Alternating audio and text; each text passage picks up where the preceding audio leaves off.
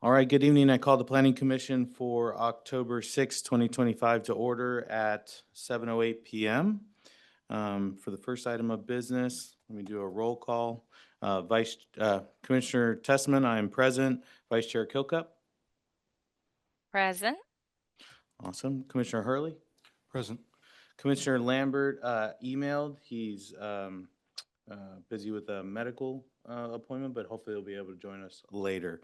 So I'm going to hold off on requesting excusal, and we'll see if he joins. If he doesn't, we'll amend the agenda, or I'll request amending the agenda to take action on that. Commissioner Maruziak Present. and Commissioner Murphy. Present. All right, we have a quorum. Agenda approval. Move that we approve the agenda for this evening, October 6th, as written. Can I get a second? Second. All in favor? Aye. Aye. And any nays? None. All right, the agenda is approved. Public comment. We have no citizens desiring to make public comments for items on the published agenda, so we'll forgo that. Looking at minutes for Planning Commission dated August 4th, 2025. Move that we approve those as written. Can I get a second? Second. And all in favor? Aye. Aye. Any opposed? None. All right, thank you. Those are approved. And old business. So tonight we'll be looking at the critical areas ordinance. And for that, I'll turn it over to Director Davis. Thank you so much, Chair Testman, and good evening, Commissioners. So tonight we're bringing the Critical Areas Ordinance back before you for discussion. That has been further analyzed and slightly revised since the Planning Commission made their initial recommendation for approval last December. So Jeff Gray is our wetland scientist from OTAC in Redmond. He's here this evening in person to review the revisions and code updates that are outlined in the summary of changes that were provided in your packet materials. Additionally, he'll talk about the best available science review that is further outlined in a memo that's also in your packet that was dated September 18th, along with a crosswalk document, and that will provide assurances that the updates before you are in conformance with the comprehensive plan requirements and best available science. Jeff and I have also had meetings with the Department of Fish and Wildlife staff over the past several months and recently received an updated letter of support from their regional habitat program manager, commending the city for incorporating their best available science into our regulations. Staff's objective tonight is to receive an updated motion from the Planning Commission to recommend approval and forward to the City Council in order to be adopted this year. So, so as not to steal your show, Jeff, I'll turn it over to you to walk through the revised critical area ordinance and answer any technical questions that you have, that the commissioners might have this evening. So Jeff, you can go right up to the podium. Do you need to share your screen? Or Not. I wasn't sure who was in attendance. I do not have a PowerPoint. I was just gonna kind of talk of the summary of changes. Okay. Because it was here a year ago. I think most people, is this anybody new for anybody? I could talk to you. Commissioner Hurley is new. Got Yeah. one, okay. So I'll just start from the beginning, kind of summarize what we did, about a year and a half ago this time. Under the Growth Management Act, we have to update critical areas based on best available science every 10 years or 9 years on the cycle. So we went through the process, kind of summarizing the best available science in terms of critical areas. That's geologic hazards, that's streams, that's fish and wildlife habitat conservation areas, that's wetlands, and flood hazard regulations. And so it's a kind of periodic review of the science and making sure that the code is based on the current science. And so during that time, DFW kind of compiled two really thorough documents. One was kind of assessing all the academic literature. There's 400 pages about stream buffer widths and stream buffers, stream health. And then they had another companion document that was about kind of implementation of the science and what kind of a standard buffer width would look like based on the different functions that a buffer can provide. So kind of a big picture, a stream, they can provide, protect water quality, they can provide stream habitat for fish, there's geomorphology where the kind of stream moves back and forth. And it's riparian cover for water temperature. So they kind of provided updated guidance on stream buffer widths. So so what we did, so what is called this, not just trying to figure out the middle ground of science here. So what they call it is a site potential tree height. So they figured um, the tallest tree that a soil map series could support could fall into a stream and then affect its sort of geomorphology, its habitat, any of those kind of stream functions. And so uh, what they're going for is this comes called a desired future condition. So they got the site potential tree height, that's the 200 feet, let's say like a hemlock or a Doug fir or something like that, that could fall into the stream and influence those kind of functions. And that's sort of how they determine stream buffer width. So if a hemlock can fall 200 feet, if it can grow to 200 feet and fall, then that's sort of the riparian kind of width for the full suite of those functions. That's kind of backed up by the literature and academia now. So so that's sort of the big ticket so DFW was busy.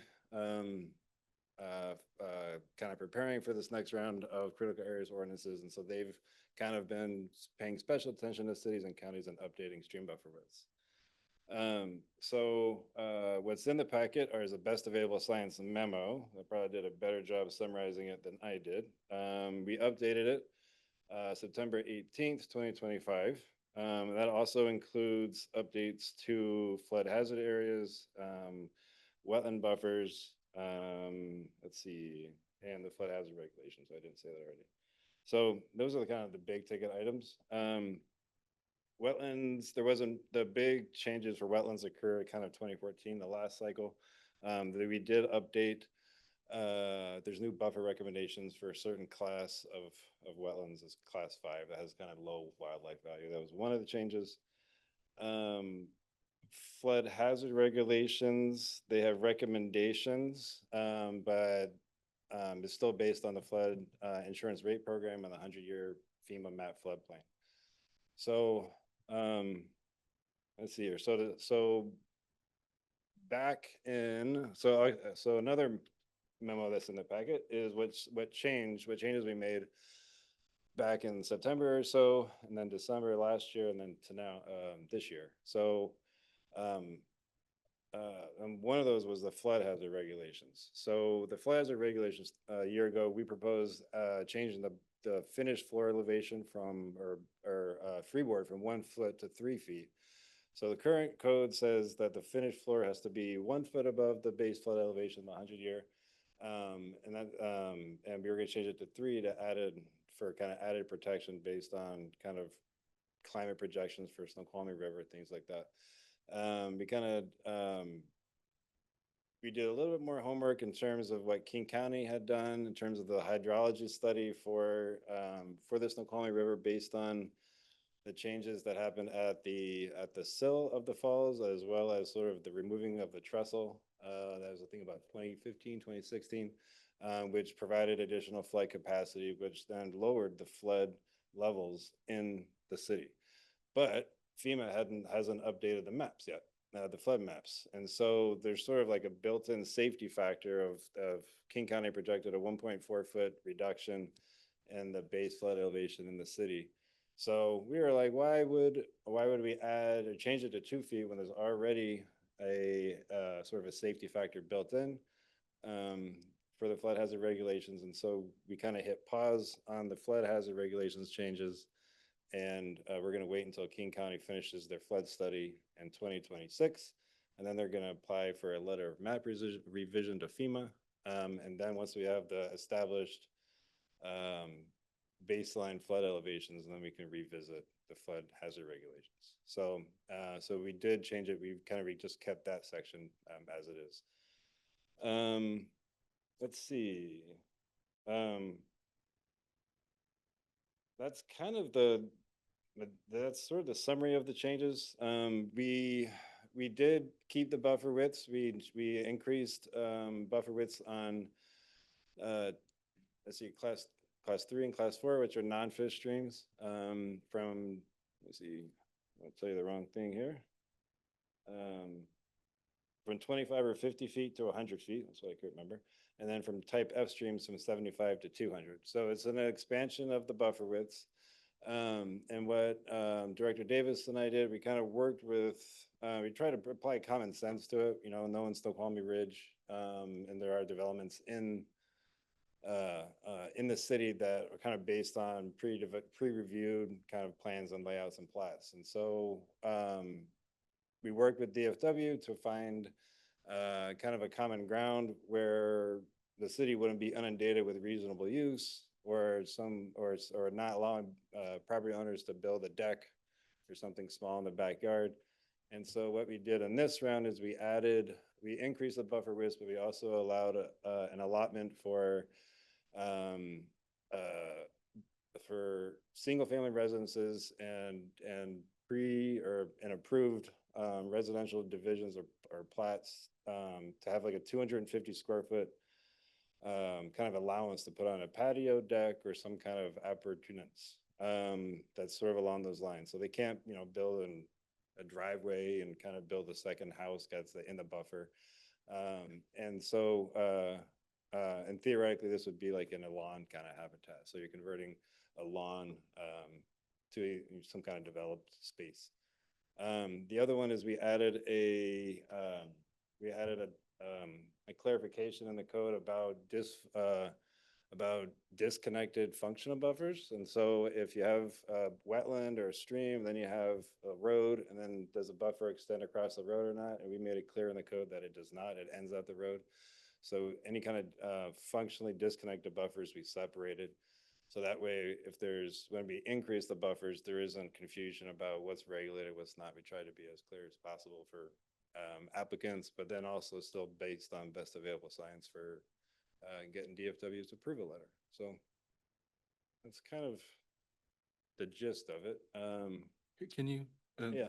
can you make an estimate on how many pieces of property this may affect by increasing the buffer zones? I don't. We started going down that road, but it was not very effective because there are too many assumptions. So, I mean, you can take DNR's stream mapping, you can take some DFW stream mapping. It's not always accurate. And then you can add 75 feet to 200 feet, and then it could, you know, you'd clip it at a road or not. And so it became a very lengthy exercise that, you know, was very expensive. So I don't have an estimate, but we try to build in, I guess, the code kind of bookend it a little bit, so it didn't extend beyond kind of what the science supports. And if I could just mention, like when you and I started to go through that exercise, it seems like in many cases, expanding that buffer to the 100-foot from the 25 to 50-foot didn't really have any impact except for on one area of development, which I think was brought up in the last meeting in December, where those yards were already developed and fenced in, and extending that buffer would then put the whole lot into a buffer. And so, again, to your point, we tried to apply common sense to that. Like, people have already developed their backyards, it's fenced in, they've been utilizing it. Is that buffer going to have, you know, dramatic impact to them? Possibly if they wanted to do a big remodel or development to their backyard.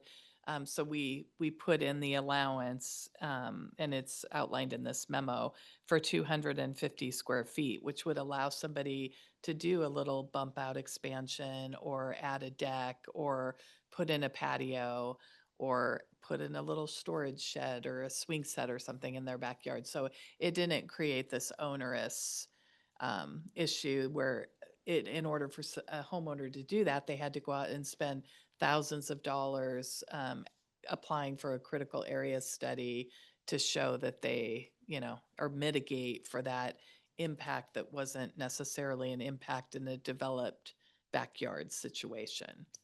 Yeah, So- yeah, like you said, we try to apply common sense, a lot of the lots on SR2 have pre-developed or preset kind of clearing limits. And we said, well, why can't we just tie it to the actual, forest edge, versus a lawn? So we kind of went back and forth with DFW, and that's how we sort of came upon this kind of 250 square foot allowance, to kind of cap it a little bit, so. Are we good for questions? I Okay, think so. let me, Commissioner Muzak? Yeah, and I've got a few, Sure. can I? Please. So to parse what I heard, just make sure I understand it. Back in December, we were told that all the stuff downtown is covered by shoreline regulations. And I just want to confirm, so that is unchanged from December to now. There's been no change to shoreline regulations and all the downtown next to the river is covered by that. Correct. And we had, Okay. oh, sorry, go ahead. No, okay. I mean, I just wanted to confirm that. Well, can I do, not all of downtown is covered by shoreline regulations. Most of it is covered by floodplain regulations. The shoreline regulations cover properties within 200 feet of the shoreline. Would you agree with that? Yes. Okay, and, so it's the floodplain that really covers most of downtown. But until King County goes through FEMA to do that letter of map revision, that could change, so. But it's consistent with December. With everything we Yes, discussed in yes, none December. of that Okay. changed, other than instead of changing the freeboard elevation to 3 feet, we decided to keep it at the 1 foot because we don't know enough to know what's gonna come out of that letter of map revision. And so we decided to leave that alone until they came in and did that FEMA study. Yep. Okay. The second point that we had discussed was, as you mentioned, class 3 goes 2x, 50 to 100, and class 4 streams go 4x from 25 to 100. And then we saw this geological survey that showed where they went, and it was a significant number of lots. I want to say over 80. I mean, it was I think we were looking at 150. 150. I mean, it was a big number. And then there was talk of, well, are these surveys really correct? Are those streams there? So there's been no evaluation on, are those correct? Instead, the thought is the 250 square feet is now applied to what may be affected in those. Is that correct? Not 250. Square feet. Oh, 250 square feet would be applied to where buffers were increased. Okay. Yeah. If they're in a buffer. Yeah. If they're in a developed property. So if somebody were to come in on an undeveloped property, they would still be subject to the new regulations and the new larger buffers. So the concern, I just want to make sure it's off the table, that we had in December was that a homeowner would be on the hook to analyze whether they were in that buffer or not, whether that stream was still real or not, and it could be pretty onerous. And you're saying, Right. if it's in the borderline, you're allotting 250 square foot Yes. as Without is right going now, if through it's that already critical developed area. as a Yes. backyard. Okay, got that. Yes. And you mentioned patio and extension, that would also include ADUs as well, right? An ADU is typically over 250 square feet, but I mean, we would have to analyze like where does that buffer fall on their property? Could they build part of it? I mean, that would be a case by case Well, basis. if they expanded a garage by 250 square feet, they may get there. Right. So it sounds like that is the biggest change, is that everybody has a 250 square feet. Okay, Yeah. and then, If they have an expanded buffer that affects their already developed right, property. right. And then, I just have to ask, we talked about best available science, and this is the tallest tree that could grow, that is then determined to be the stream buffer.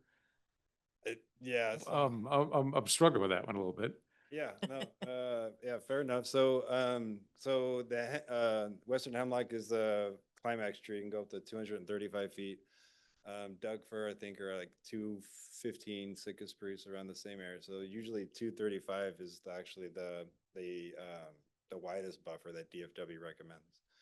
They also, sometimes in a floodplain, you get a cottonwood or alder, and so then they recommend only 100-foot buffer. So what we realized a year and a half ago is as we were looking through different parcels that were adjacent, is that we had, here's the stream, we had two parcels right next to each other with the soil series that kind of split the two, right, followed the parcel line. And so you had one neighbor with a buffer of 235, if you're following DFW's method, and another neighbor that had a 100-foot buffer. And so we were like, how do you explain that to somebody, how two neighbors have more than twice, the buffer width on their property? One person can build, another person can't. So we took an averaged approach, and we said all type F streams have a 200-foot buffer, and then all the non-fish streams just have a 100-foot buffer. So that way they can be kind of equally applied. More Like a- proportionate. No, Yeah. I think I understand that point. The point I don't understand is the science behind the tallest tree. How does the height of a tree determine the appropriate buffer? So they're looking at the different functions that a stream kind of can provide. So it's either a wildlife corridor for terrestrial or fish.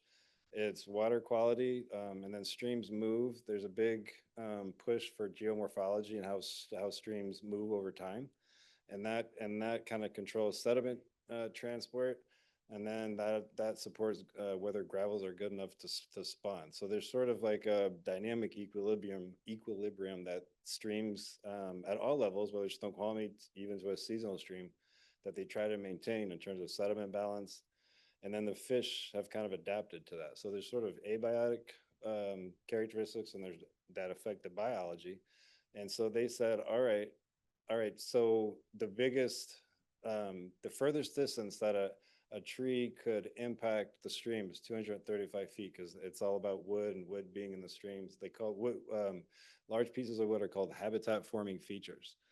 So, so they said for the widest buffer to provide all the full suite of functions would be 200 to manage a 235-foot riparian management zone or buffer, because the tree could fall onto the stream bank and then impact those kind of abiotic factors.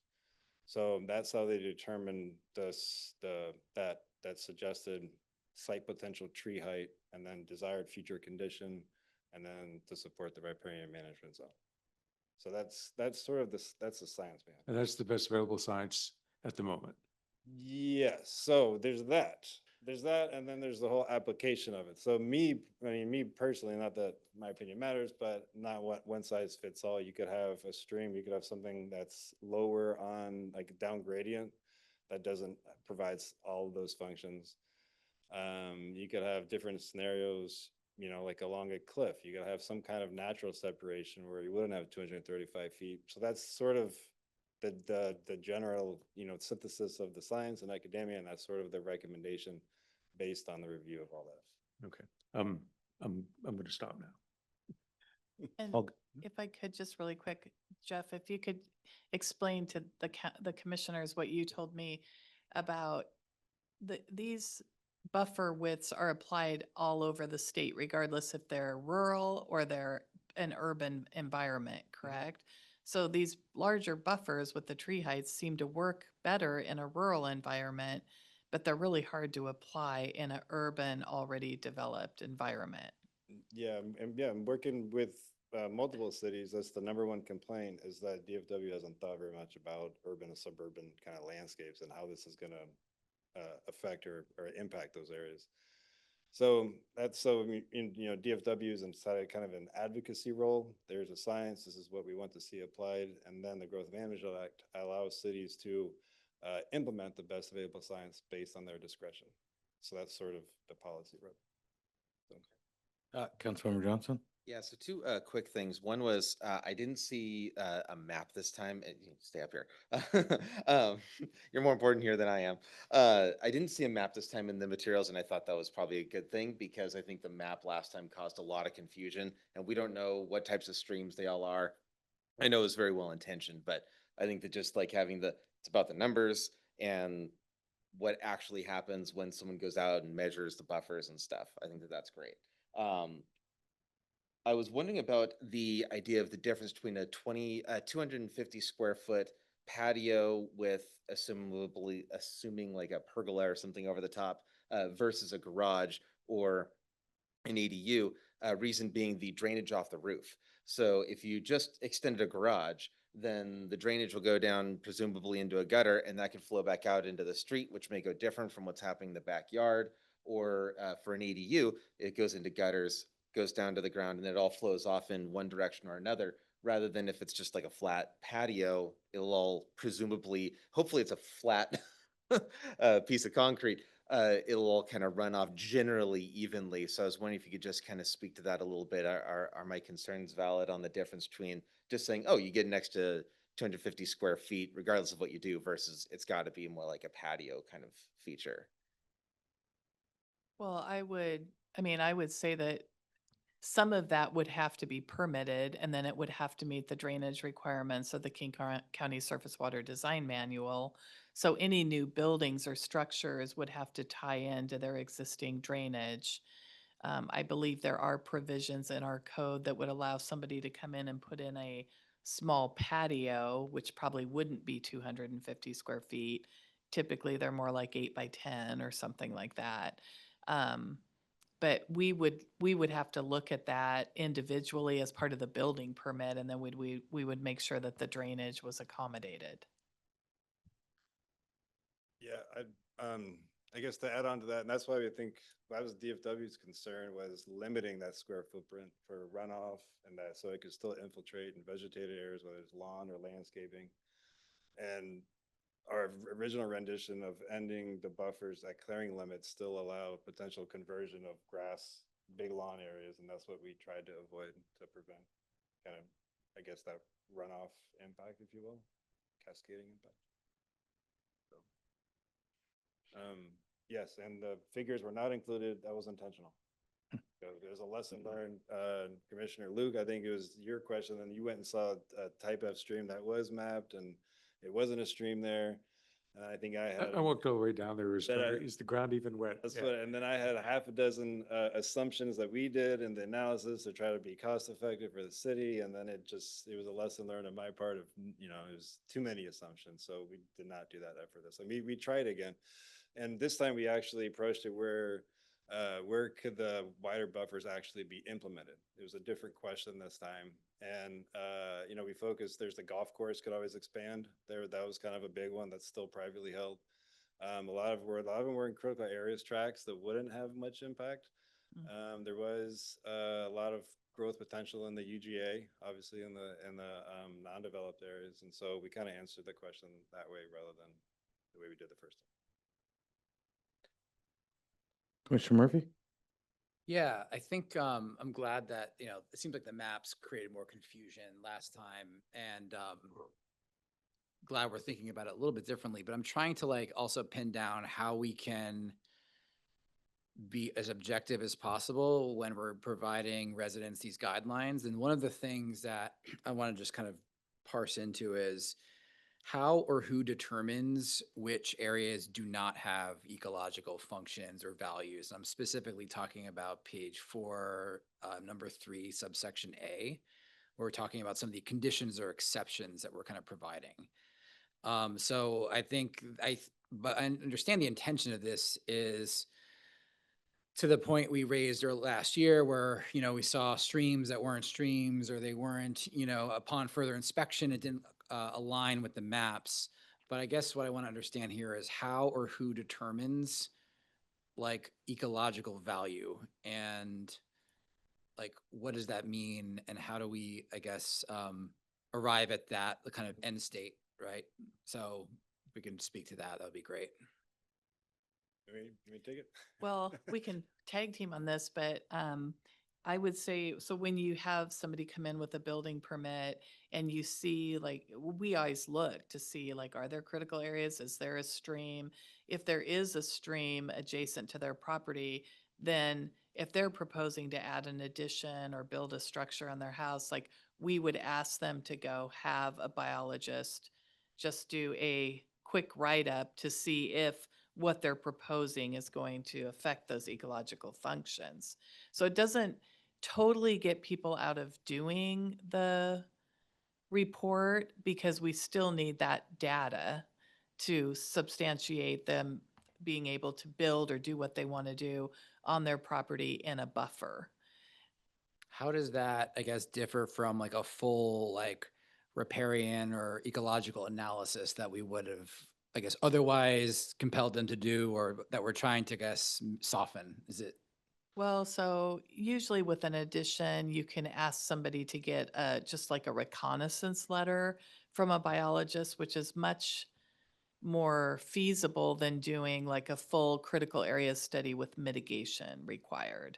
So I think it's more case by case where we would have to look at what's being proposed in that buffer and then make that determination on what kind of report they would need. Got it. So that determination though would not be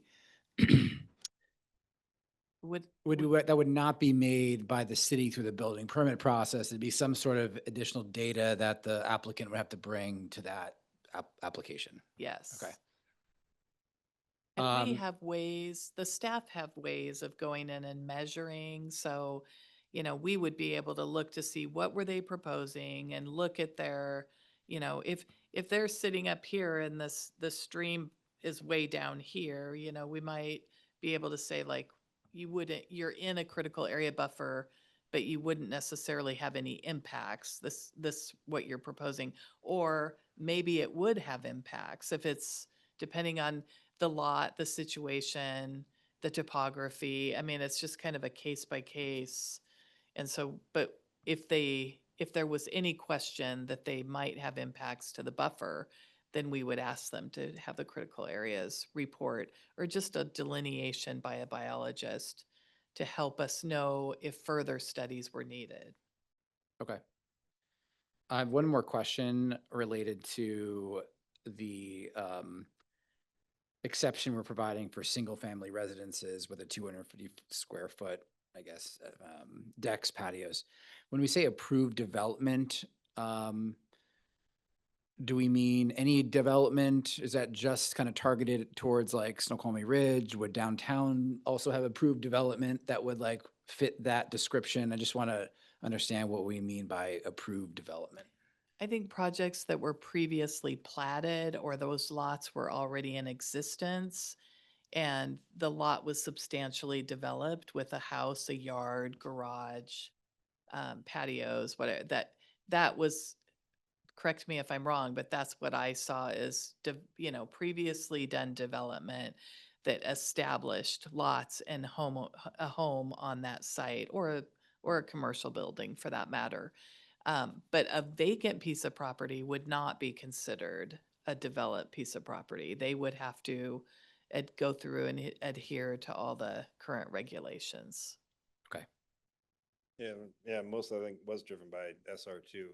Mhm. And Yes. and we've been working for the city for 20 years and through the whole SR2 process and seeing it all built, and now it's built out, and now we're gonna increase buffers and just put yourself in that shoe of the homeowner being that you can't put the deck on the back here, something like that. So that was kind of where it kind of born from. Or you bought your house and it had a, backyard and your back of your fence stopped at the buffer. Mm-hmm. And now all of a sudden the buffer is through your entire property. So now do you have like a legally non-conforming property? Because everything that was built there when you bought it is now considered non-conforming because there's 100-foot more buffer running through Mhm. it. And then just to quickly clarify, so the allowance for the 250 square foot thing, whatever it is, decks, patios, they can do that regardless. They don't have to get the study done because that is kind of the exception, right? They may fall within that critical area, but because it's that small footprint of whatever it is they want to do, they're exempt from having to go and perform the study. It's on things that are larger types of additions or expansions where that would trigger.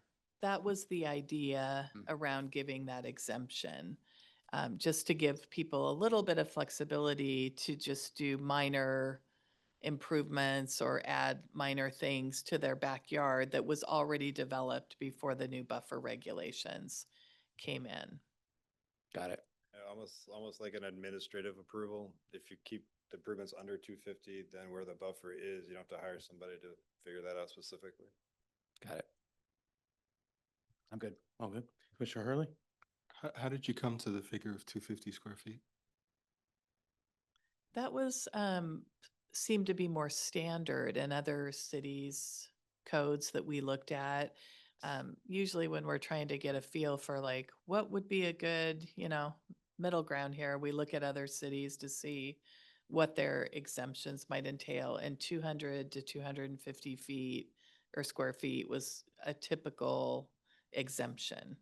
So I think we looked at Kirkland's, they updated their code and they had a dozen different scenarios of if you do this, then this, and it was really Complicated. complicated. So We were trying to keep it simple. to keep it simple. 250 kind of, we started with something bigger and we really wanted DFW support and the code changes and we kind of negotiated with them as something how to kind of bookend it. And I think for the intent, I think the 250 is sort of what we landed on. This room is pretty close to that, isn't it? That was way bigger. The what is? Well, 50 by 50, right? Oh, 50 by 5. No, 50 by 5. Oh, you're right. You're right. Yeah. It is way bigger. It's about 5 times bigger. You Yeah, can but you got both build, sides of this room. you can build a structure on your property up to 200 square feet without a permit. So in some cases, going up above the 200 feet would require a permit too. If they were doing an addition to their house though, regardless if it was only 100 feet or 50 feet, that would still require a permit. So anything that's touching the house, adding on to the house does trigger a permit. If you wanted to put a garden shed in the backyard and it was under 200 square feet, you wouldn't necessarily need a permit to do that. If you wanted to build a playhouse that was 250 square feet, that would require a permit or an ADU or,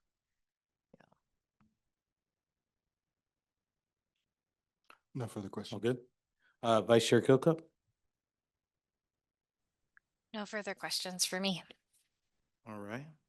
I think on my end, maybe it's a little contrarian, but if we're granting this administrative exception and at the same time we're saying, well, any lots that don't have previous development will have this more stringent requirement for critical areas.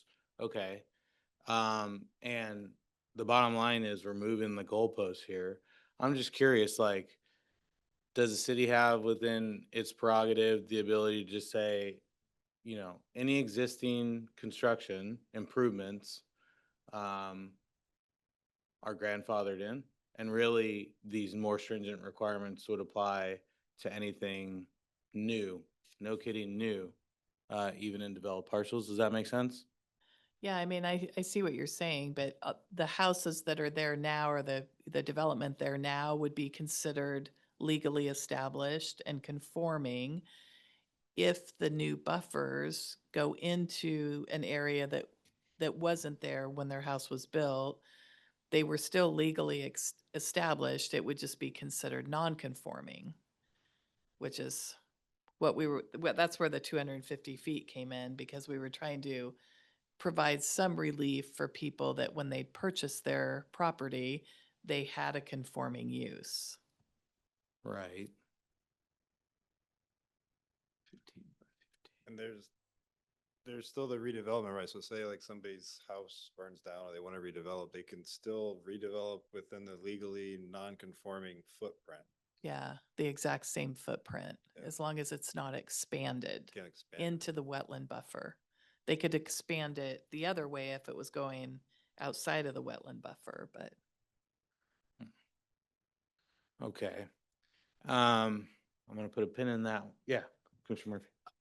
I don't know if we have an answer to this question, but something that just kind of popped into my head. I know we're talking a lot about like existing development, existing homes.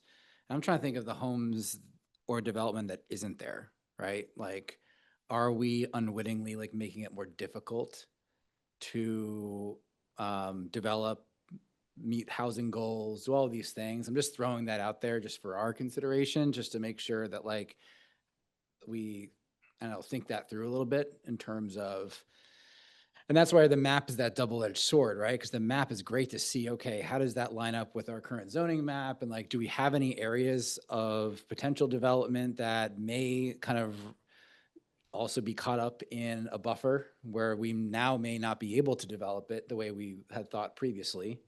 So this is all kind of a hypothetical, but just something that I wanted to just throw out there as, I think certainly something worth like additional study and kind of consideration for us. Well, see, and that was actually the next thing I was gonna say was, so we're all happy that we don't have a map in there, right? And you made the comment, and hopefully I didn't take it out of context, so if I did, let me know. But I think you said like, honestly, we don't know what stream is what type in Snoqualmie, like with any real conviction. Is that pretty much accurate? I mean, I'd probably estimate we know 80%. It's the upper edges, the upper parts where that you'd go from a non-fish to a fish that we don't know. Okay. Okay.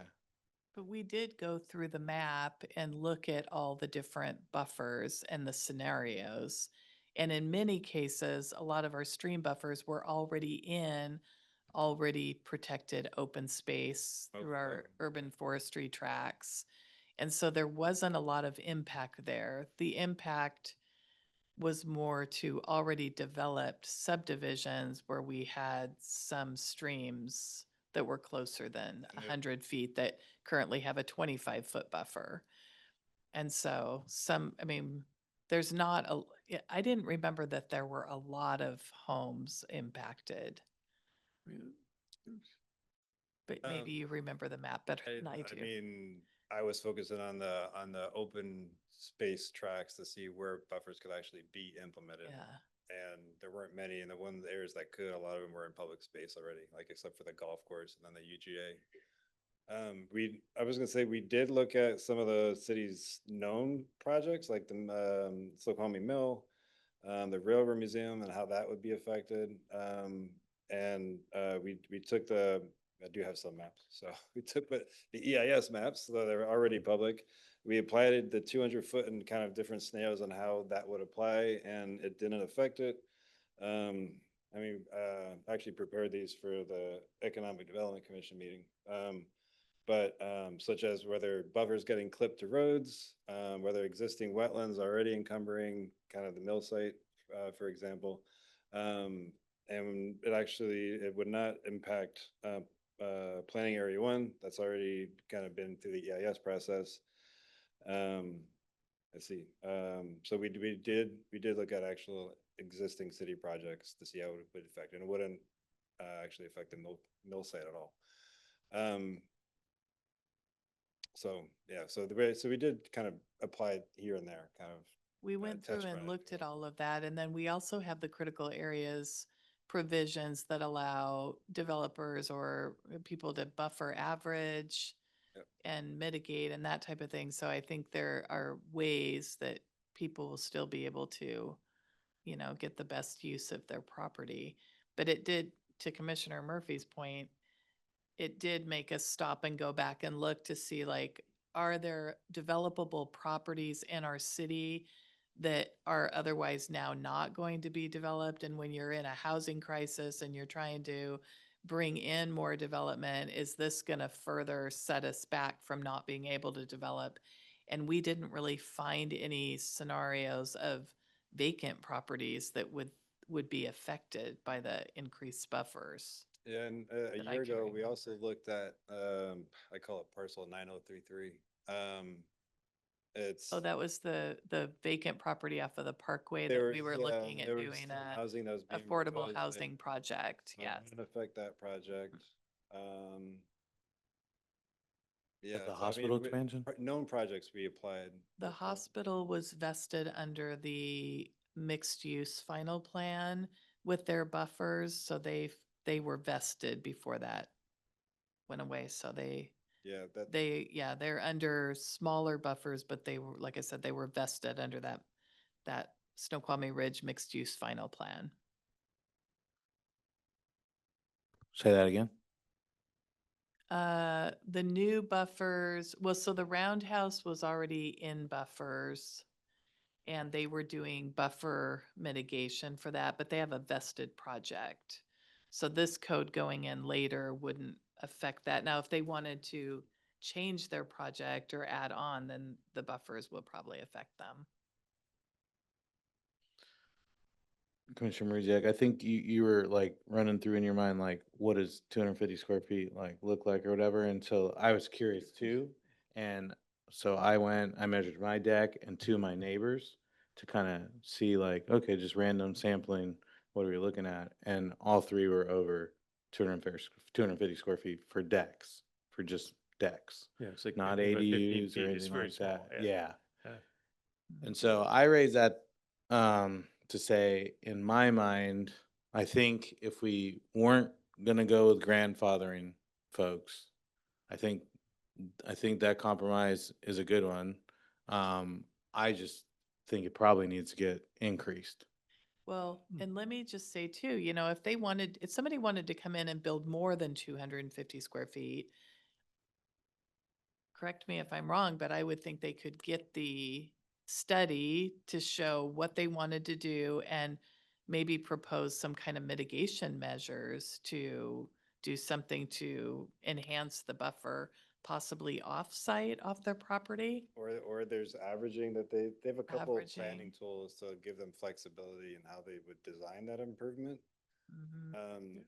So it's averaging is where you can shorten the buffer in one part of your lawn and then increase it. And then you have to, file a new conservation or you have to file that change in the boundary. But so you can't result in a net loss of the buffer area, but you could afford a bigger deck. So, and then you could you convert some of your lawn and plant it to trees or something, to kind of offset some of that functionality. So Yeah, I know, that's but the longer road. Yeah. yeah, that's no small burden on the homeowner.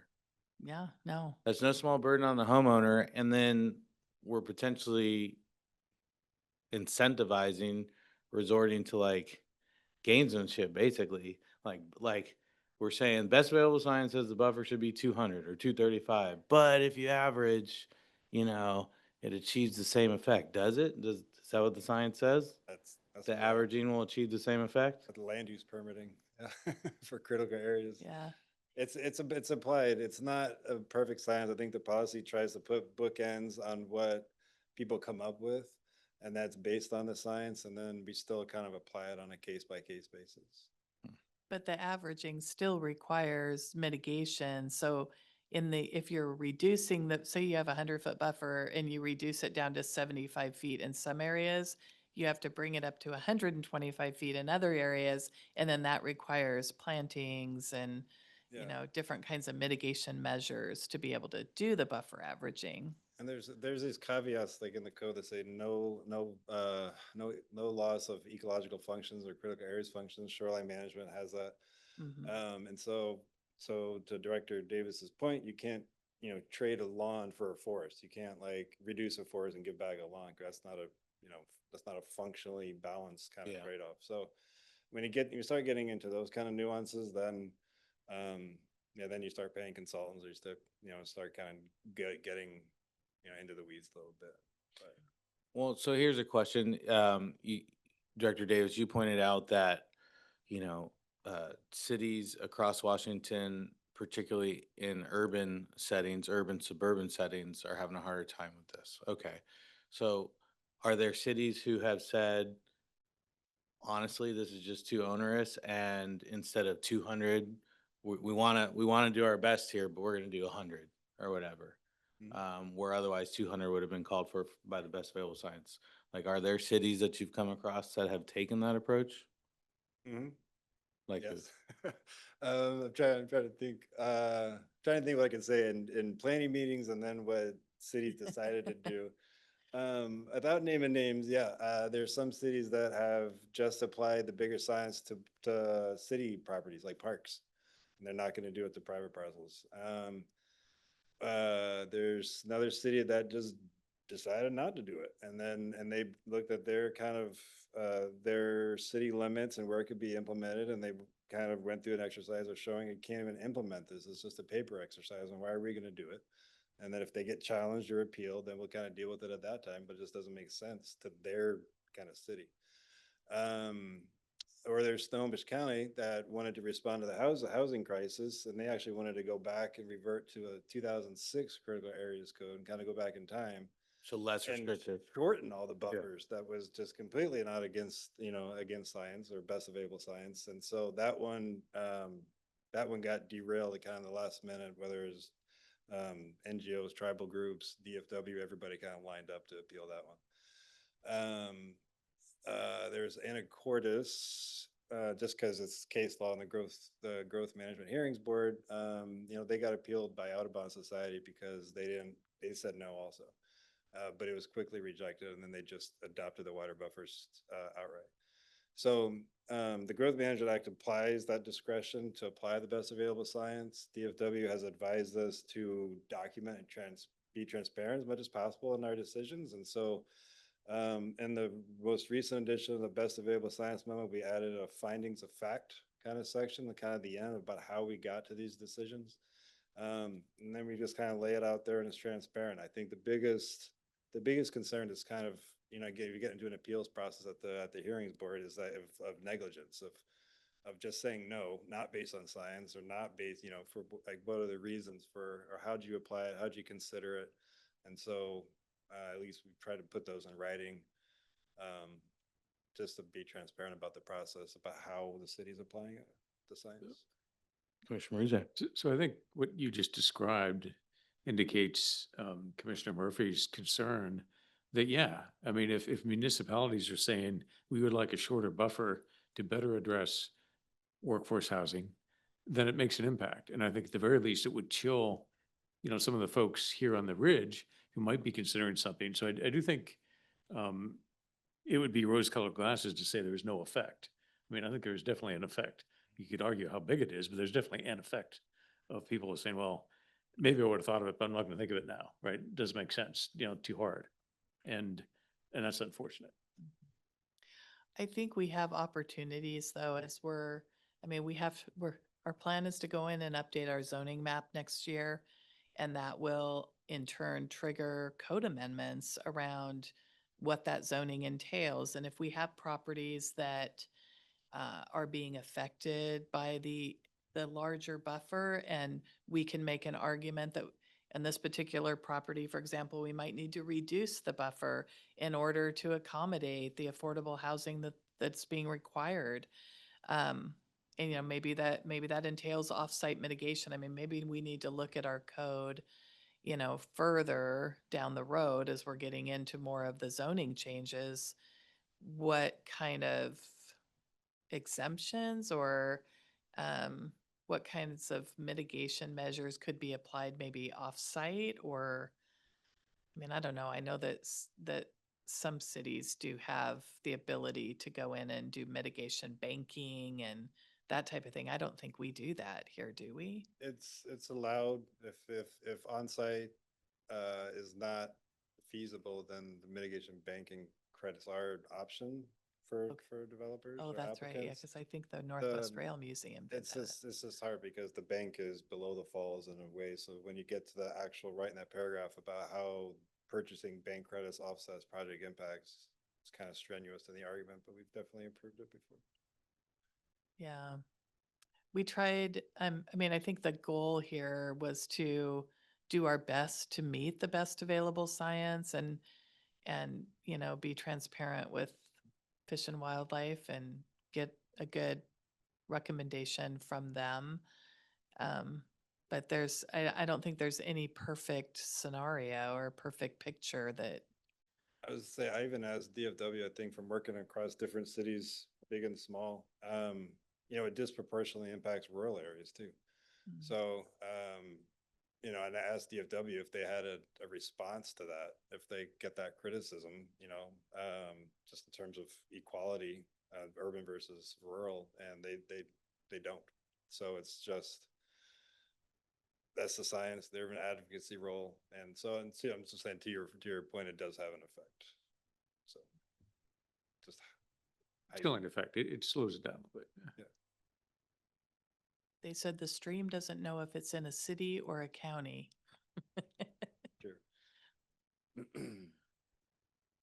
Commissioner Murphy? Yeah, just to kind of like put a final point on this, because I think if there is intention or desire, obviously, to go in and relook at some of the zoning map, my only fear would be like, are we unwittingly boxing ourselves in and limiting our options now? Seems like we're almost doing it in reverse order. But I don't know, maybe I'm not looking at it completely clearly, but I think, when I would think when we revisit the zoning map, I think we'd want to have obviously as much white space and optionality as possible when that exercise takes place. And I fear that this could I don't know, limit. Unless we're okay with going back and making revisions, next year, and that's an option too. So, yeah, just wanted to put that out there. I'm glad you said that. I had that thought, putting the cart before the horse as well. Councilmember Johnson? I do wonder how big of an effort the zoning map is going to be. This could be a long process, and I'm not sure how long we can delay this. That'd be a question to you guys. I don't know. But putting it after that, it might not be something that could be feasible. Again, I'll leave that question open. But I had one other thing on that. Oh, well, it's gone. It happens. I'll just leave it there. Yeah, we were required as part of our comprehensive plan update to update our critical areas ordinance. And there were specific provisions from Fish and Wildlife that they wanted in our critical areas ordinance, much of which was pretty easily achievable. It was adding definitions and that type of thing. So it's the buffer widths that I think were the most difficult to really analyze, but we did the best we could with what we've got. Councilmember Sure. Johnson? Yeah, the other thing was, with regard to coming back and looking at this again, it sounds like there are certain aspects of the topic that are going to be revisited anyway, once the letter revision all gets taken care of and sorted out. If I'm not On the, mistaken. on the floodplain? It's the change? FEMA, Yeah. so, and I'm not sure that King County is 100% sure they're gonna be able to do that next year. I think a lot of that was reliant on the FEMA grant funding, and the federal funding kind of has halted. And so their hope is, and they feel confident that they'll get the funding to be able to do this in 2026, but it could be delayed out a little bit. The point is, it sounds like the topic will be returning when that's done. Yes, definitely.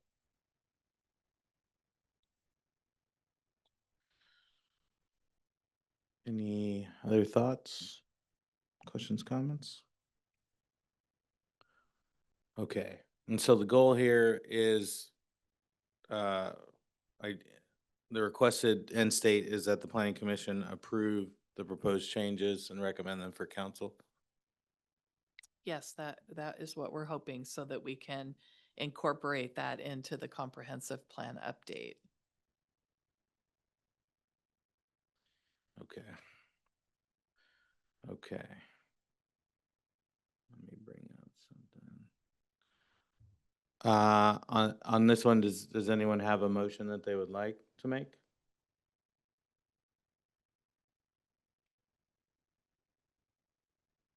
Otherwise. Okay. And Commissioner Kilcutt, let me just check on you. Okay.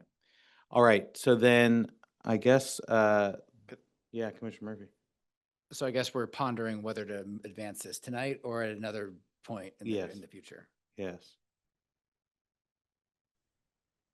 Would it make sense to I don't know, do it, I don't want to No? do a temperature check of folks, see how we're thinking, or do we want to just give it another couple weeks to ponder? It's up to you, but. I'm hearing a lot of hesitation here, Yeah. I think from everybody. To put a fine T on it, this was initially due by 31 December of 24. 24. Yes. There is which- up to a year extension on that, Yes, which puts us through December. Okay. right. Or we're out of compliance with the We're out of GMI. compliance. Okay.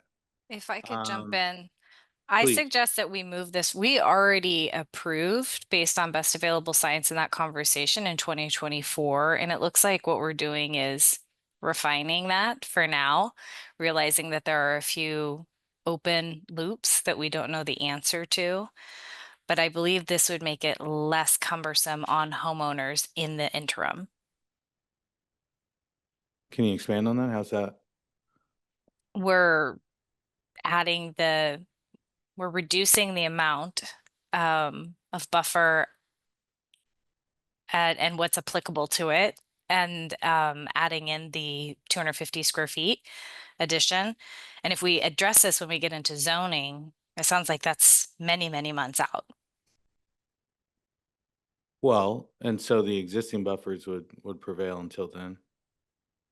Did we not put this through in the comprehensive plan in 2024?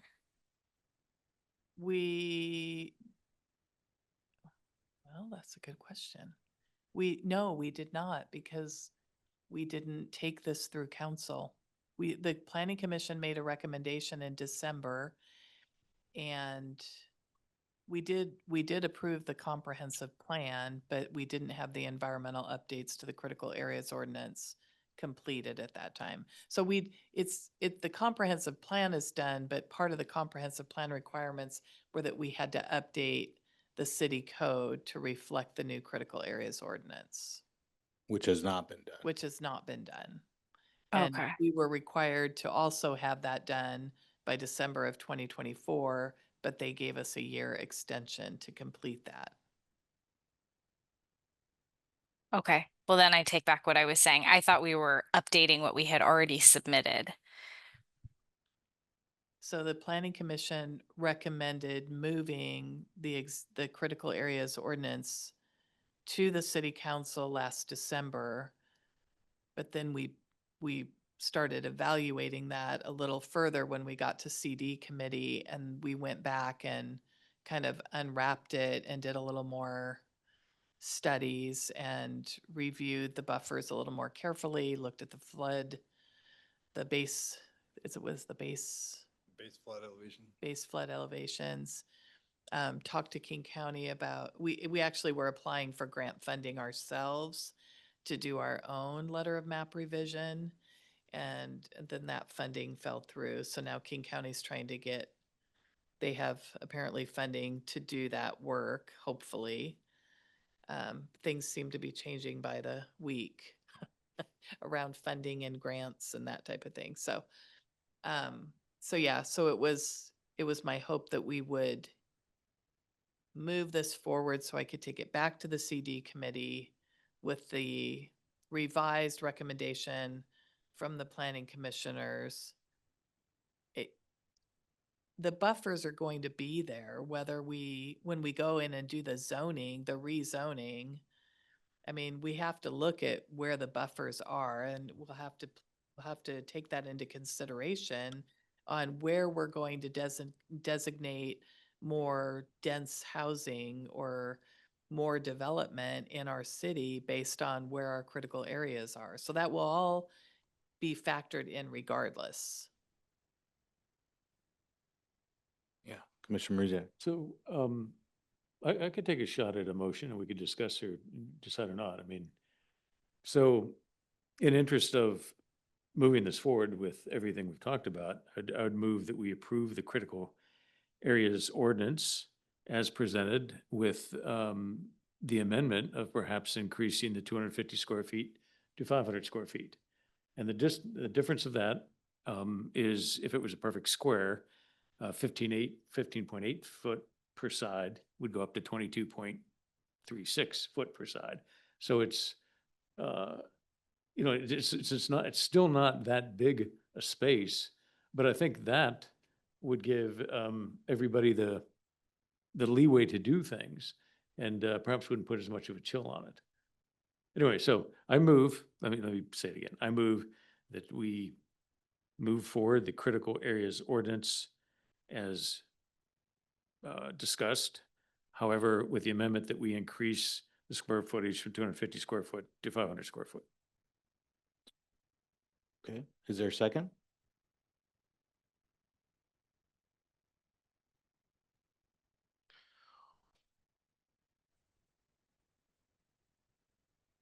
Okay, I hear none. And double checking, okay. No seconds. Appreciated. Okay. So let me throw this out to the commission. If we don't take action tonight, if we don't move this forward, what are we hoping to obtain with that delay?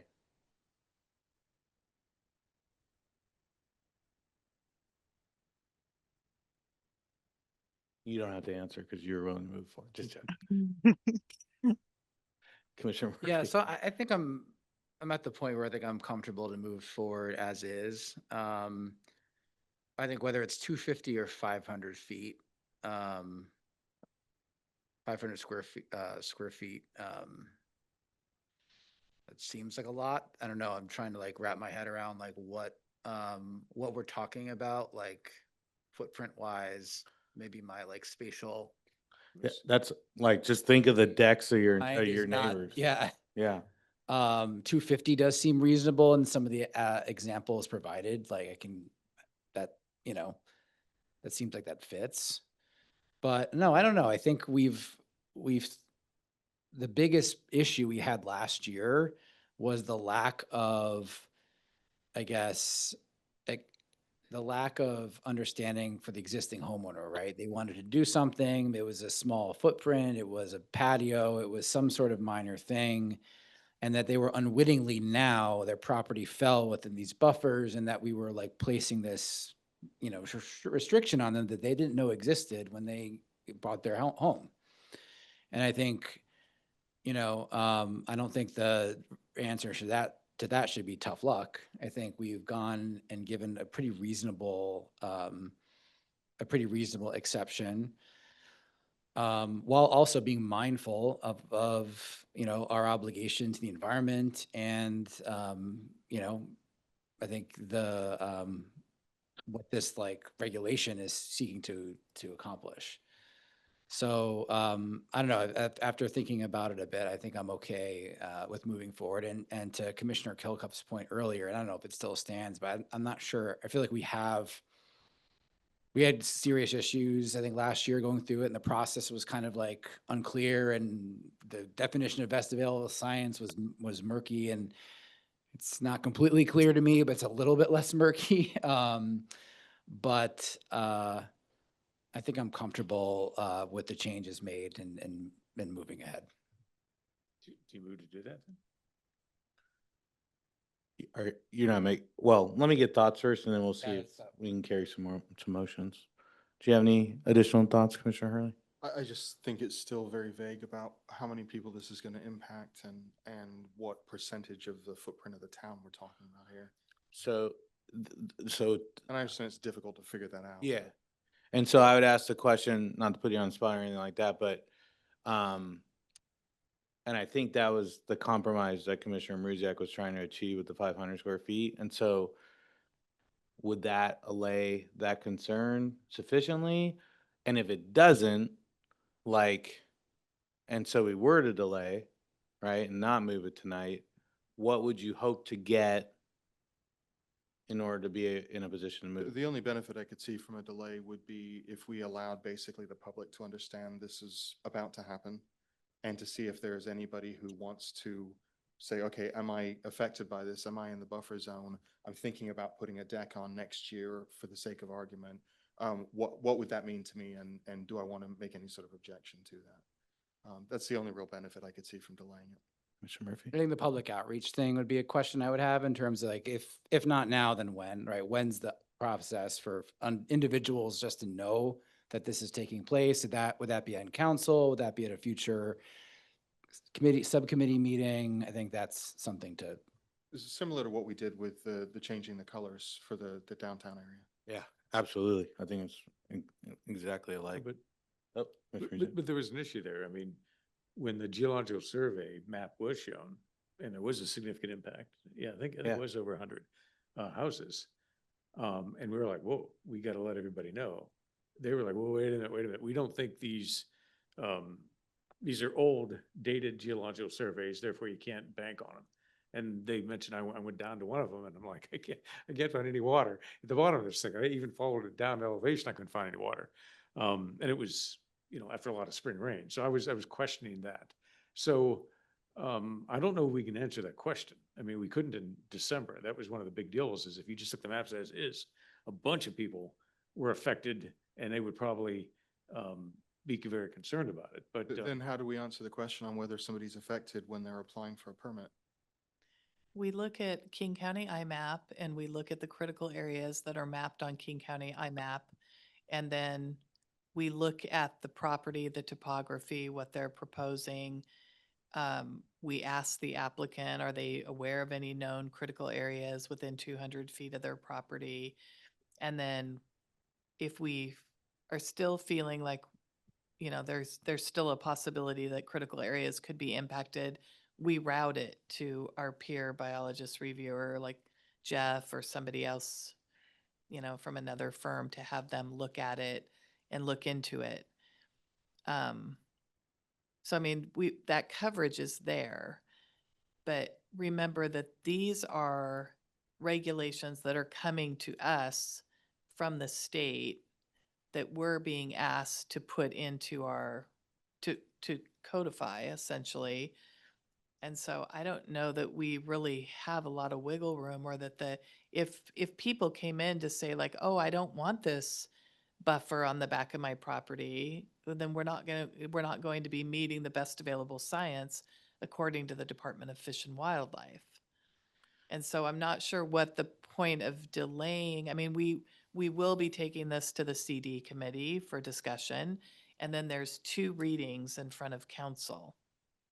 So first and second reading. So people do have the ability to come and provide public comment, but without the city spending thousands and thousands of dollars to go map every single stream and wetland in the city, I don't know that we do have the reliance that I think people would hope to have behind So it would need near to be their done on a property. case-by-case basis as people are applying for the permit. Yes. Okay, as long as there's a few more steps in place where people can, bring something and have an understanding of how this would affect them before this gets codified, then I'm fine to move forward. Yeah, I mean, and we see that a lot. I mean, we'll see an applicant bring in their biologist and provide a report, and then we route it to a peer review biologist, and maybe they see it differently. Maybe they agree with it.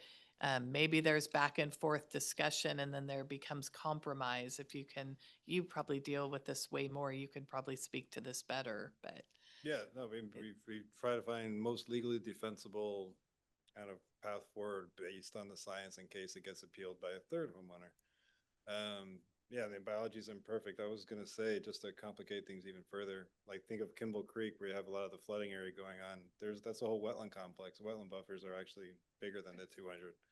So trying to do that analysis wasn't really feasible because you have wetlands along streams that could extend beyond 100 foot on a non-fish stream, or you could have a category 1 wetland that has like a 200, I forget what the highest buffer is, it was 300 along that same 200-foot buffered stream. So it could actually be something even further.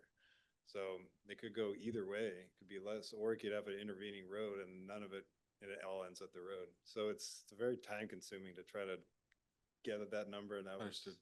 so. And then there's things in the code where, based on the development of, say, if there's like spawning gravels or something, or some kind of high value resource of that stretch, there's even code flexibility for increasing the buffers based on science. I haven't really seen that in my 10 years, but there's still flexibility of that.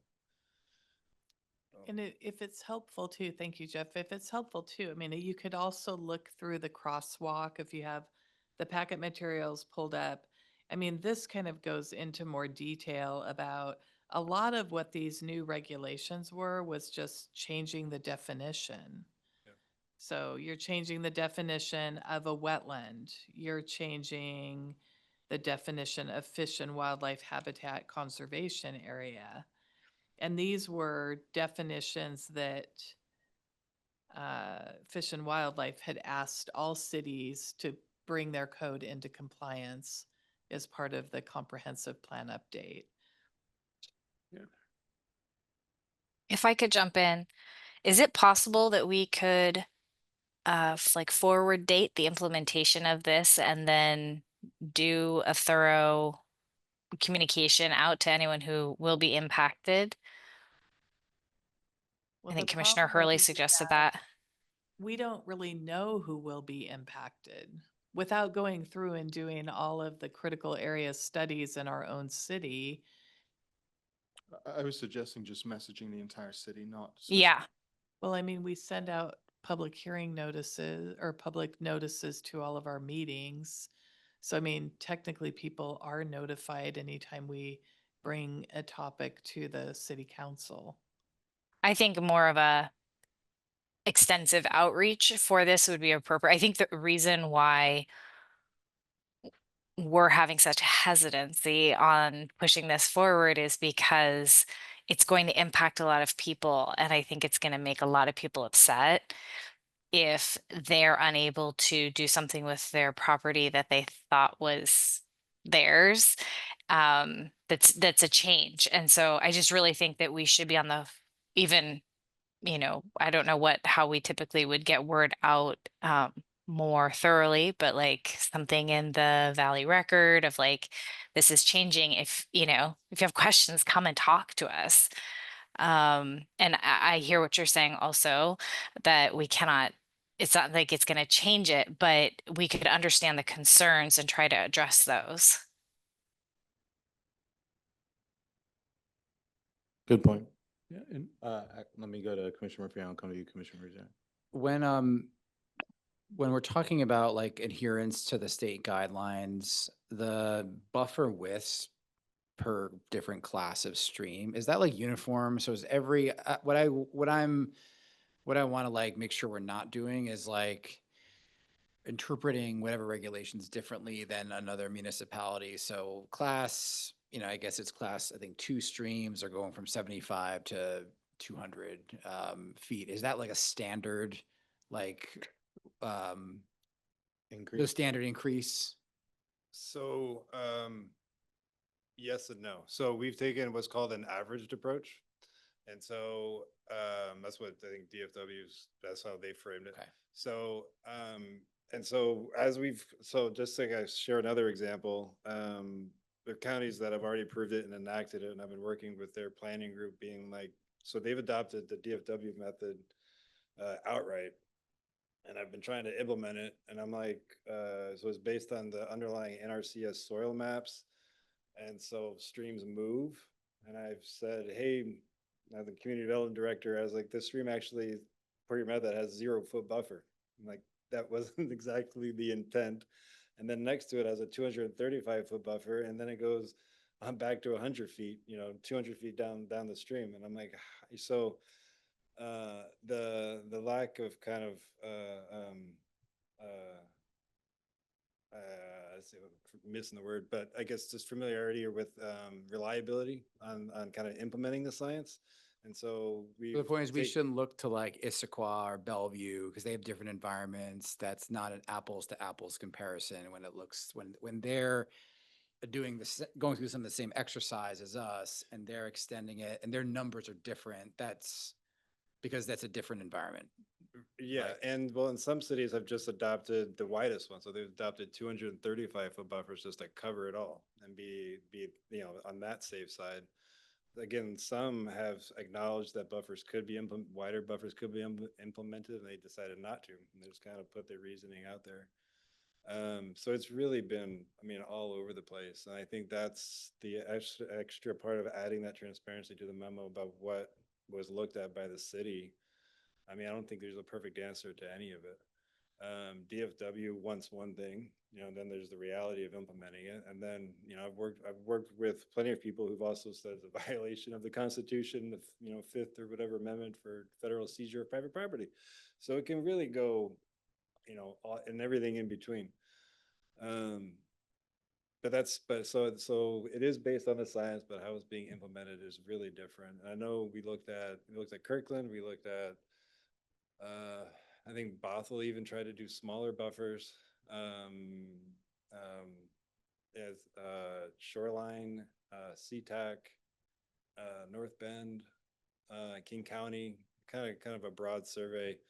And we're kind of in the middle. We're not doing anything new. We're not doing, pushing the boundary one way or the other, but everybody's kind of trying to figure it out. Okay. Oh, Commissioner Ruzak. Yeah, I mean, so two things. One, when we discussed this back in December, we said, downtown Snoqualmie never would have been built if that had buffers like this. I mean, we just, very little things that you see along the river. But I thought we're moving away from something that I thought was really clever. I don't know who came up with it, which is to say, if you've got a pre-developed backyard, you've got space you can develop, and then the only question is how much. So 250 square feet, it's nice. And homeowner knows, yeah, even if I'm impacted, you're still saying, since it's developed, you've got some ownership there. I think that was really clever. And I think that's something that could help assuage people's concerns. So whatever communication happens, I would definitely highlight that the thought is grandfathering in pre-developed backyards. So, And that wasn't in the last Right. code that you recommended approval on. That's something that's new that we tried to come up with some common sense in I our. think that was extremely clever. Looking at like I said, 15.8 by 15.8 feet, I was thinking maybe 22.6 or 22.4 by 22.4 feet might be just a little bit more, but the idea, I think, is absolutely, I would retain that idea. I think that is really core. Did you have two things or just one? No, the first thing I talked about was just the highlighting that downtown Snoqualmie would not have been built Oh, if they had gotcha. shoreline buffers. Sorry. All right. If you'll indulge me, I see the lay of the land as this. If we chose not to move it tonight, it would be because we were requesting the city to conduct some positive outreach, right? So that's what we'd be looking for. If we do move it tonight, we have the option of a calibrated recommendation, right? And what I mean by that is it could be anything from our recommendation is keep what you have. Our recommendation is max it out, something in the middle. And any of those recommendations could include expansion to 500 square feet or whatever on that administrative compromise. So that's what I see as the options available to us tonight. Are there any others that anyone would add? No. I don't see anything from Vice Chair Kilcup. Okay. So based on that,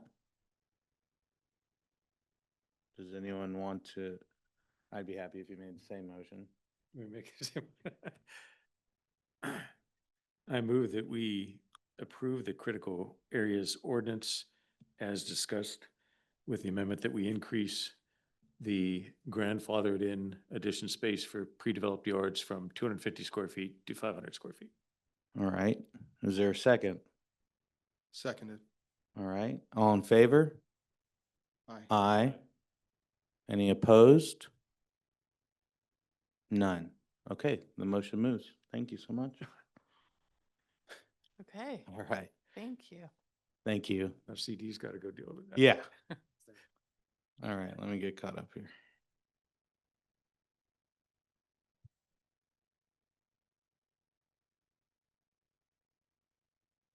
All right, so that concludes old business, and we'll move on to the council liaison report. Councilmember Johnson.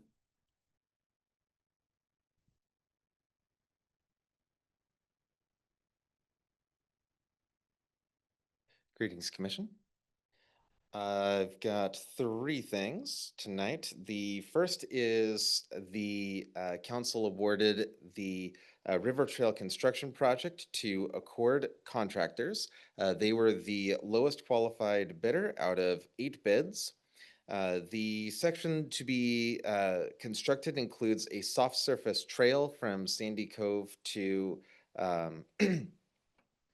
a 202 crossing just south of Snoqualmie Parkway. So it's going to go up kind of toward Snoqualmie Parkway to the north, and then there's going to be a crossing to the other side of the street.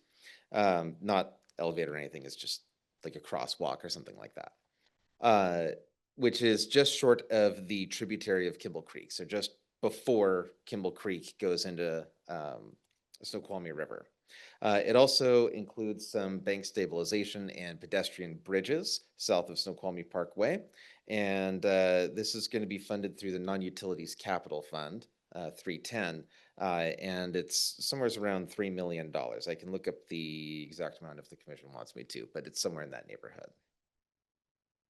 The council also concluded the affordable housing RFQ, which unfortunately did not result in awarding a contract. There were two responses, neither that were able to receive a proper score, being that it seemed to be out of scope of what those bidders really did.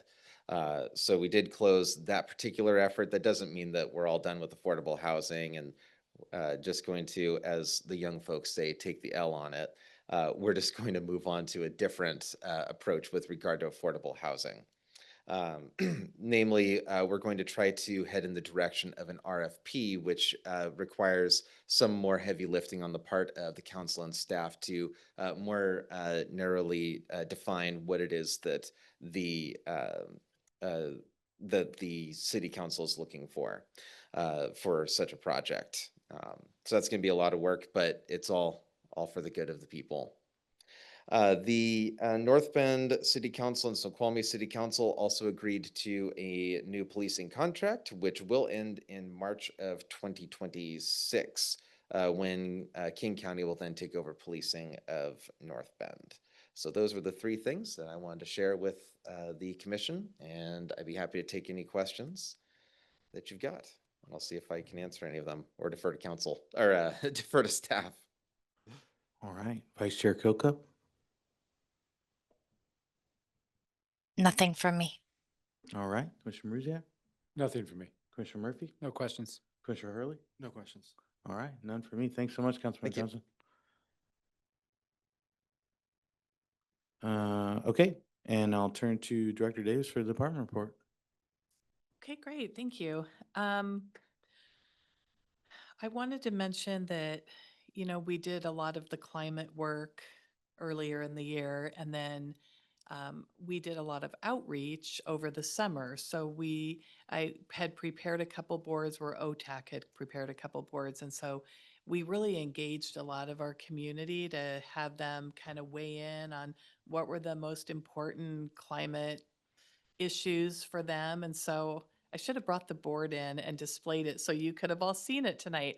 I'll bring that to the next meeting so you can see it, because I felt like it was a great opportunity to just engage with our community and talk to them about what we were doing. And I think people by and large found it really interesting. So we'll keep up that good work, and I'm planning to bring the climate goals and policies back at our next meeting after having kind of a smaller subcommittee type meeting to try to figure out how to move forward. So I think we're going to get back on track on that one. So and then I appreciate all the commissioners that attended the special training that we had on September 15th. I think most of you made it. If not in person, I think you were online. But anyway, thank you for attending that training. Hopefully you found it informative. And then Snoqualmie Valley Health is really my only current project update. They're currently working through their intersection improvements. They're a 99th, so they've been coordinating with WashDOT on the light at that intersection. So I don't really have anything new to report. They're working away, and we're still waiting. We haven't heard any updates on some of our other bigger developments like the mill site or the model train museum. We do have our last final plat on the ridge that's currently submitting building permits right now, and their model home permit was just approved. So we should start seeing some construction going up there in time. So that will be I believe that's like a attached, single family attached project with some multifamily component into it. And that's, I think, 44 units, if my memory serves me correctly. So anyway, those are kind of the main things that are going on. I think did I mention in the last meeting that, so Andrew Love was our contract planner from HBL and he's left. So he took a job at City of Issaquah. And we have a new associate planner here now. Lots of work coming in, so just trying to navigate it all. But I don't really have any other staffing updates to share. So unless you guys have any questions of me, I'd be happy to try to help answer some. Real quick, Vice Chair Kokup, any questions for Director Davis? No. All right, Commissioner Muzak? No. Commissioner Murphy? No. Commissioner Hurley? No. And none for me. Thanks so much, Director Davis. Welcome. All right, future agenda topics, items of commissioner interest. Let me start with Vice Chair Kokup. None for me. All right, Commissioner Muzak?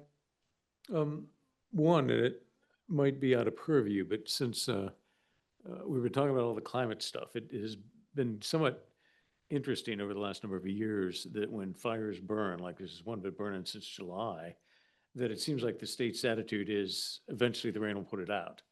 And when a tree gets converted, I mean, that's carbon, right? So if carbon dioxide going into the air is a bad thing, I'm just curious, is the state looking at how much carbon dioxide goes into the air with how we've been doing things for the last few years? Because for whatever reason, 10 years ago, we weren't doing it that way.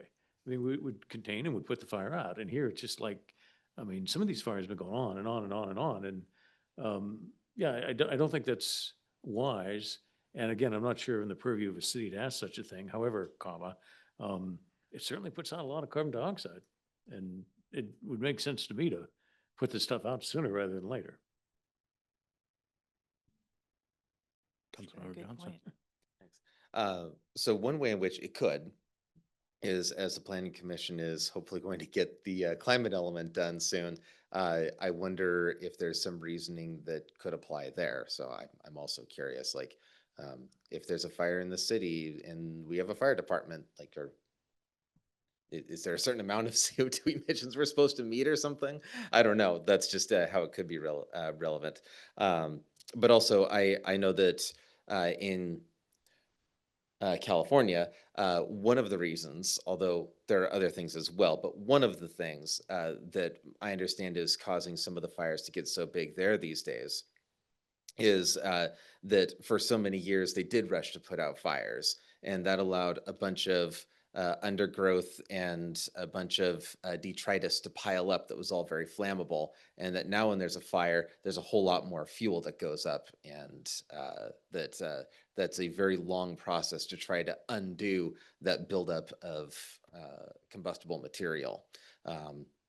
So there's kind of like multiple angles to take that, but it at least could hypothetically be a relevant question with regard to the climate element. Thanks, Councilmember Johnson. That was it. All good? All right. Commissioner Murphy? I'm good. Commissioner Hurley? I'm not sure if this is within purview. Eagle Lake right now has got a major algae bloom problem.